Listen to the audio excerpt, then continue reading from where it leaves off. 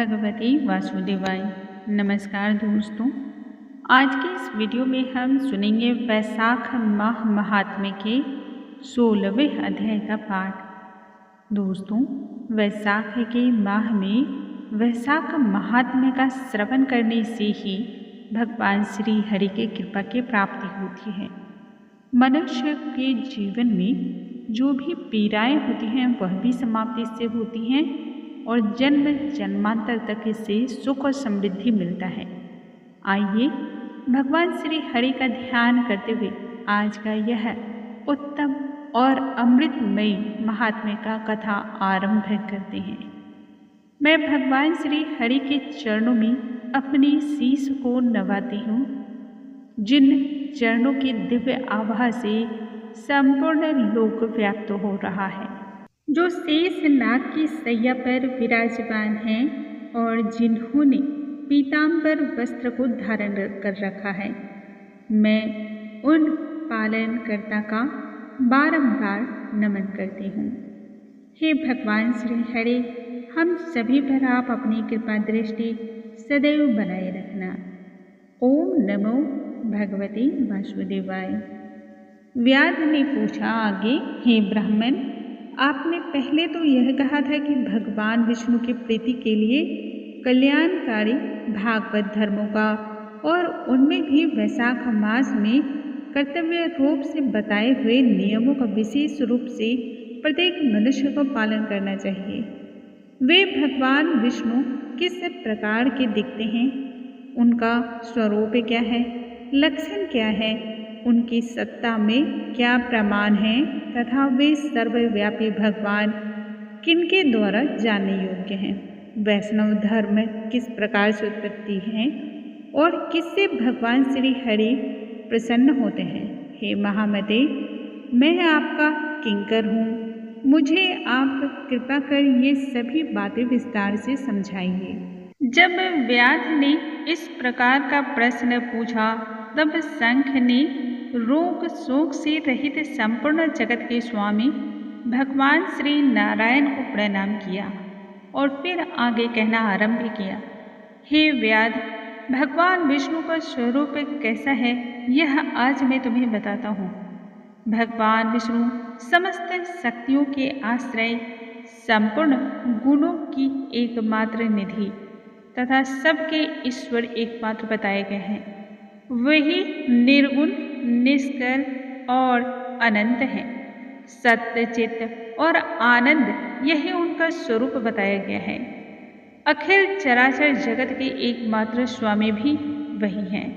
अपने अधीश्वर और आश्रय के साथ नियत रूप से जिसके वश में स्थित हैं, जिससे इसकी उत्पत्ति, पालन, संहार, पुनरावृत्ति तथा नियमन आदि होते हैं। प्रकाश, बंधन, मोक्ष और जीविका, इन सबकी प्रवृत्ति जहाँ से होती है वे ही ब्रह्म नाम से प्रसिद्ध भगवान विष्णु कहे गए हैं। वे ही विद्वानों के सम्मान्य सर्वव्यापी परमेश्वर हैं। विद्वान और ज्ञानी पुरुषों ने उन्हीं को साक्षात पर ब्रह्म के रूप में माना है। वेद, शास्त्र, स्मृति, पुराण, इतिहास, पांचरात्र और महाभारत, ये सब विष्णु स्वरूप कहे गए हैं, विष्णु के ही प्रतिपादक हैं। इन्हीं के द्वारा भगवान विष्णु को जानना चाहिए और यही योग्य भी कहे गए हैं।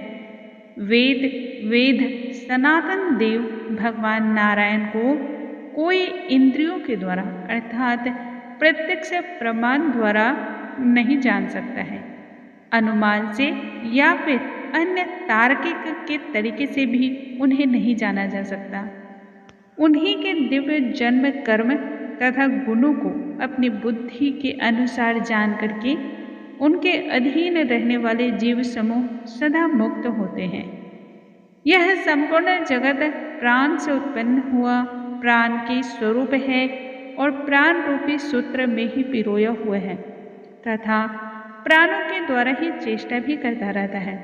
सबका आधारभूत यह सूत्रात्मा प्राण भगवान विष्णु ही कहे गए हैं। ऐसा सभी विद्वान पुरुषों का मत है। आगे व्याध ने तब पूछा, हे ब्राह्मण, जीवों में यह सूत्रात्मा प्राण सबसे श्रेष्ठ किस प्रकार से है? तब संख्य ने कहा, हे व्याध, पूर्व काल की बात है, सनातन देव भगवान नारायण ने ब्रह्मा आदि देवताओं की सृष्टि करके कहा, हे देवताओं, मैं तुम्हारे सम्राट के पद पर ब्रह्मा जी की स्थापना करता हूँ। यही तुम सबके आज से स्वामी हैं। अब तुम लोगों में जो सबसे अधिक शक्तिशाली हो और योग्य हो, उसे तुम स्वयं ही युवराज के पद के लिए प्रतिष्ठित करो। जब भगवान ने इस प्रकार से कहा तब इंद्र आदि सभी देवता आपस में विवाद करने लगे। विवाद करते हुए कहने लगे, मैं युवराज होऊंगा और मैं ही युवराज होऊंगा। किसी ने सूर्य को श्रेष्ठ बतलाया तो किसी ने इंद्र को। किन्हीं की दृष्टि में कामदेव सर्वश्रेष्ठ माने गए और वहीं कुछ लोग मौन भाव से खड़े रहे। आपस में जब कोई निर्णय हुआ नहीं दिख रहा था, तब वे सभी लोग भगवान नारायण के पास जा पहुँचे। उन्हें हाथ जोड़ करके प्रणाम किया और बोले, महाविष्णु, हम सब ने भली भांति विचार कर लिया, किंतु फिर भी हम सभी में श्रेष्ठ कौन है, यह अभी तक निश्चय हम नहीं कर पाए। अब आप ही इसका निर्णय कीजिए।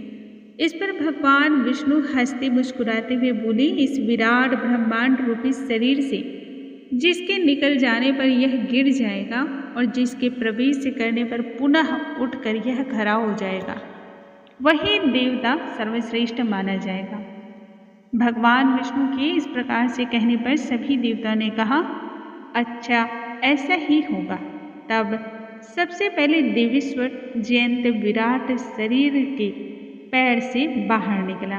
उसके निकलते ही उस शरीर को लोग पंगु कहने लगे, परंतु शरीर गिर न सका।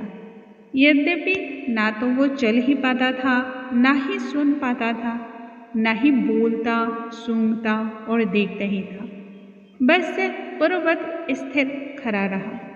तत्पश्चात गुह्य देश से दक्ष प्रजापति निकलकर अलग हो गए। तब लोगों ने उसे नपुंसक कहा, क्योंकि उस समय भी वह शरीर गिर न सका। उसके बाद विराट शरीर के हाथ से सब देवताओं के राजा इंद्र बाहर निकले। उस समय भी शरीर का पात नहीं हुआ।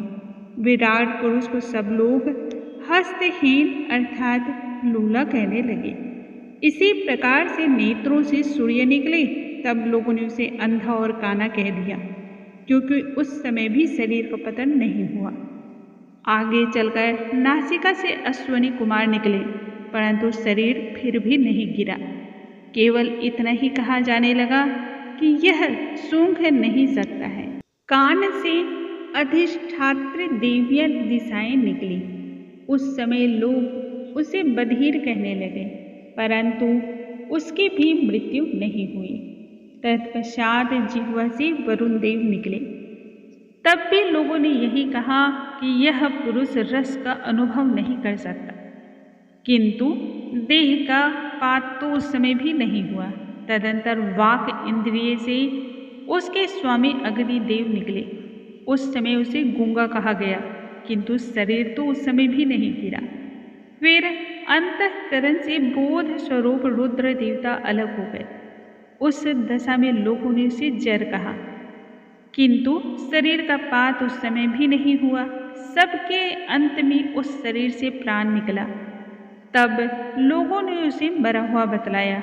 इससे देवताओं के मन में भारी विस्मय उत्पन्न हुआ और वे सभी एक स्वर में बोले, हम लोगों में से जो भी शरीर में प्रवेश करके इसे पुनर्उठा देगा, जीवित कर देगा, वही युवराज बनने के योग्य होगा। ऐसी प्रतिज्ञा करके सभी क्रमशः उस शरीर में प्रवेश करने लगे। जयंत ने जहाँ पैरों में प्रवेश किया, परंतु शरीर में कोई हलचल नहीं हुई।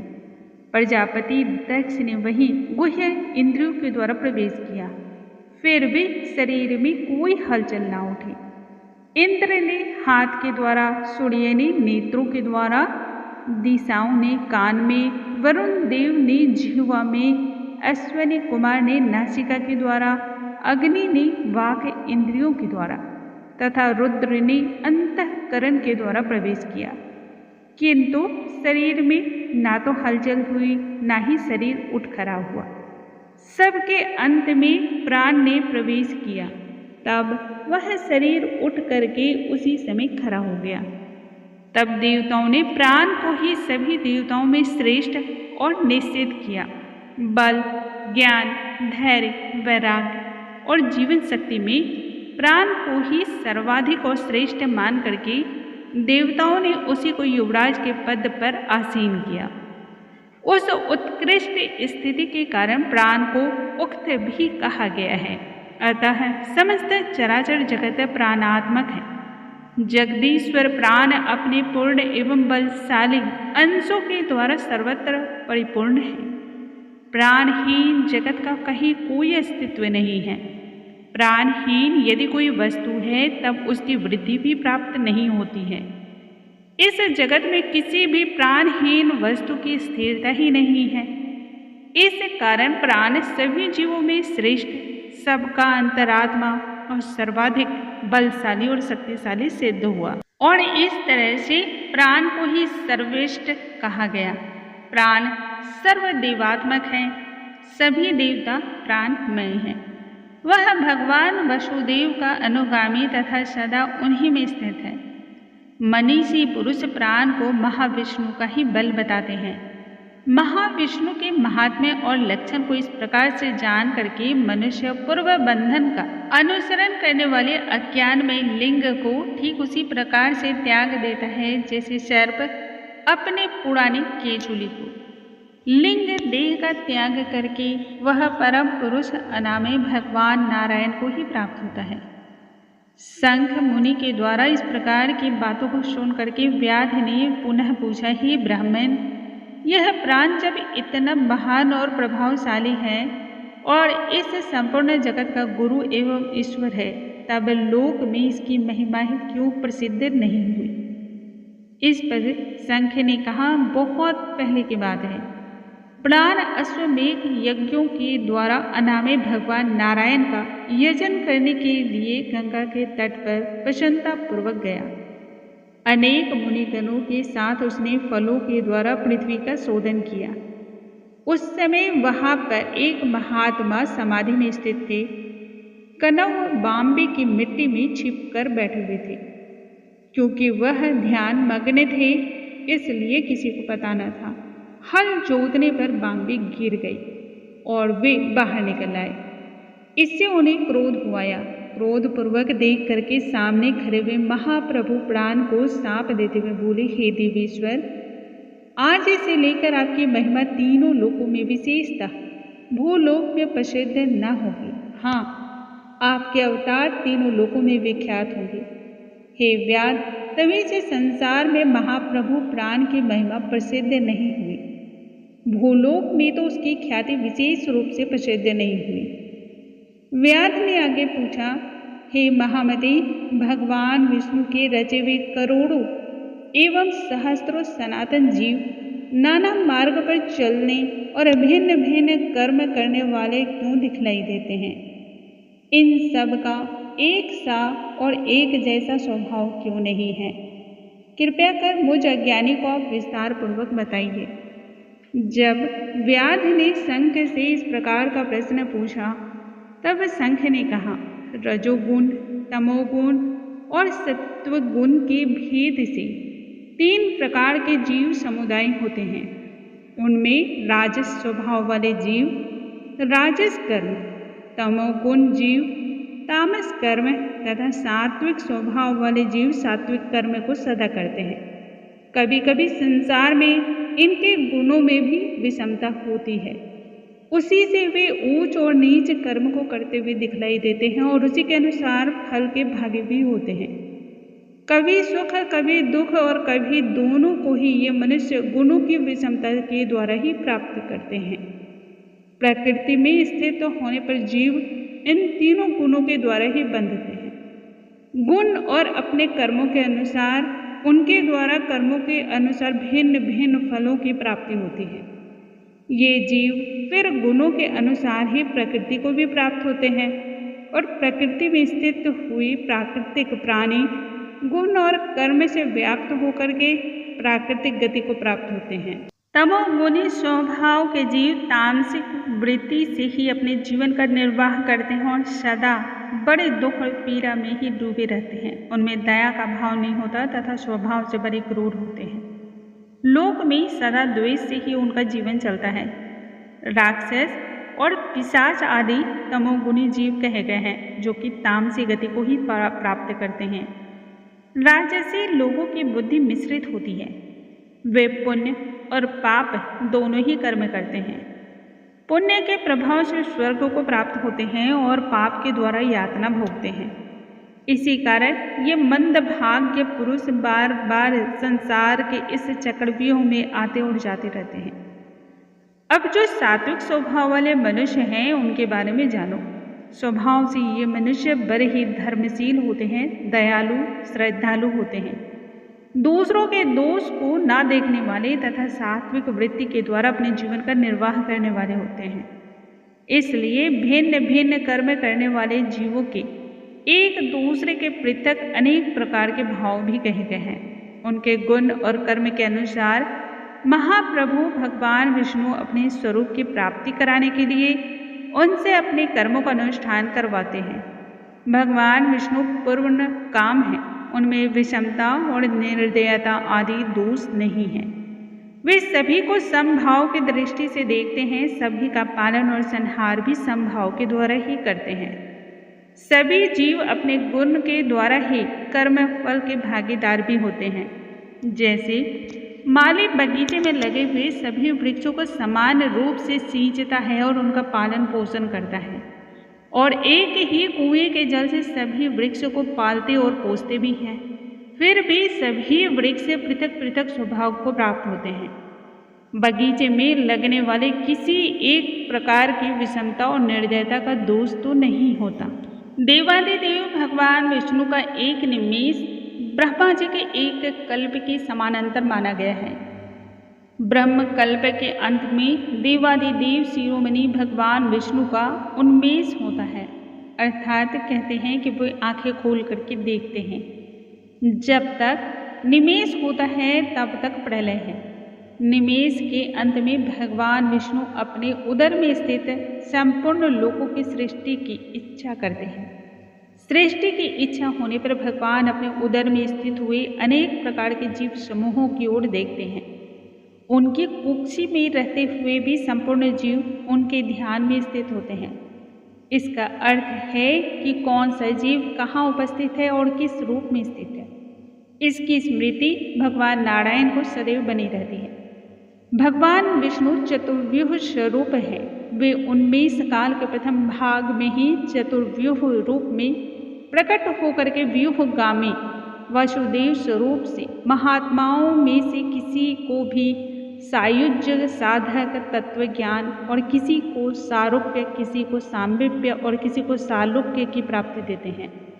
फिर अनिरुद्ध मूर्ति के वश में स्थित हुई संपूर्ण लोकों को वे देखते हैं। देखकर उन्हें प्रद्युम्न मूर्ति के वश में देते हैं और सृष्टि करने का संकल्प करते हैं।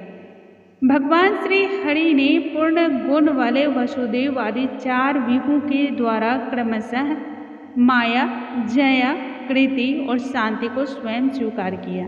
उनसे संयुक्त चतुर्व्यूहात्मक महाविष्णु ने पूर्ण काम होकर के भी भिन्न भिन्न कर्म और वासना वाले लोगों की सृष्टि की है। उन्मेष काल का अंत होने पर भगवान विष्णु पुनः योग माया का आश्रय लेते हैं। फिर उन्हीं का आश्रय लेकर के व्यूहगामी संकर्षण स्वरूप के चराचर जगत का संहार करते हैं। इस प्रकार से महात्मा विष्णु का यह सभी चिंतन करने योग्य कार्य बतलाया गया है, जो ब्रह्मा आदि योग से संपन्न पुरुषों के लिए भी अचिंत्य एवं दुर्विभाव्य है। व्याध ने आगे पूछा, हे महामुने, भागवत धर्म कौन कौन से हैं और किनके द्वारा भगवान विष्णु प्रसन्न होते हैं? इस पर शंख ने कहा, जिससे अंतःकरण की शुद्धि होती है तथा साधु पुरुषों का उपकार होता है, तथा जिसकी किसी ने भी कभी कोई निंदा ना की हो उसे ही तुम सात्विक धर्म समझो। वेदों और स्मृतियों में बताए हुए धर्म का यदि निष्काम भाव से पालन किया जाए तथा वह लोक से विरुद्ध न हो तो उसे भी सात्विक धर्म ही समझना चाहिए।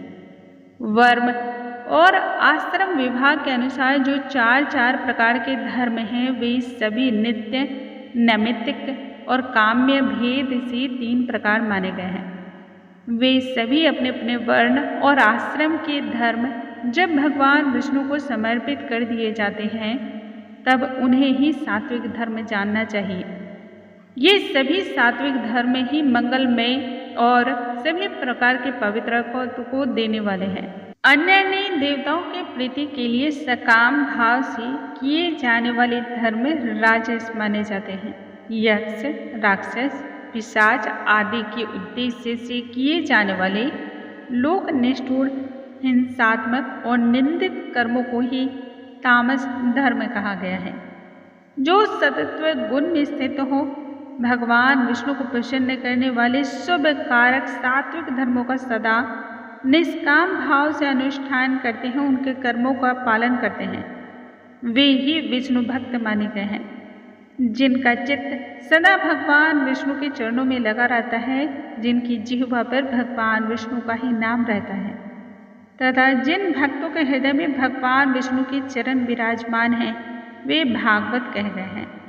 जो सदाचार परायण, सबका उपकार करने वाले और सदैव ममता से रहित हैं, वे ही भगवान का सदैव भक्त माने जाते हैं। उन्हीं का पालन भी वो करते हैं। जिनका शास्त्र में, गुरु में और सत्य कर्मों में विश्वास है तथा सदा भगवान विष्णु के भजन में ही जो नित्य ही लगे रहते हैं, उन्हें ही भागवत कहा गया है।